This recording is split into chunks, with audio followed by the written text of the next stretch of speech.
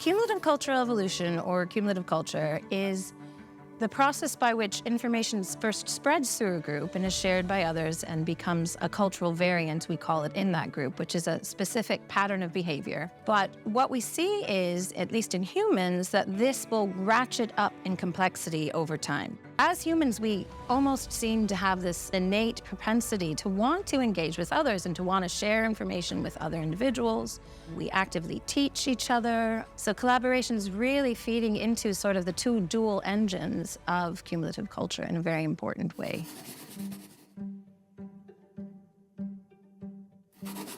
I'm Bess Price, and I'm a lecturer in the School of Psychology here at Newcastle University. My research essentially focuses on cultural transmission processes, or how information is created and shared between individuals and spreads throughout groups. We often aren't even aware of how much that we're collaborating on a daily basis. So every basic interaction we have throughout the day, even just getting on the bus, is a collaborative effort between yourself, between the people who made the bus, between the bus driver. All of this is engaging together towards our different goals, but also working together so that we can all achieve these goals, which in that sense is a shared goal as well. So we're very collaborative as a species, I'd say. So other animals do cooperate, they do collaborate, and we can study this in the lab, we can study it in the wild, but we don't seem to see this kind of intensity, this absolute willingness and desire to engage collaboratively that we have in humans across all sorts of different contexts as well, and from quite a young age developmentally. One of the forms of innovation that's so critical is this ability to combine information from different sources. So what we see is that in experiments where we're trying to figure out how this might develop in young children, we'll give them either the same individual doing different things, or different individuals doing different things, or the same individual doing one thing, or different individuals doing the same thing. This sort of innovation via combination, or a recombination it's sometimes called. It's called many different things, but basically, essentially, this taking information from here that exists, combining that together in a novel way. That seems to be absolutely fundamental to the development of cumulative culture. So these kinds of modifications that are coming about that are really driving things exponentially forward seem to be that kind of innovation. I think information transfer is, a fundamental aspect of collaboration. So in a collaborative unit, you have to have that shared goal, and you have to be working towards that. You can't just all be sitting there thinking your own thoughts and not, sharing them and not communicating them. So you have to be putting them out into the group.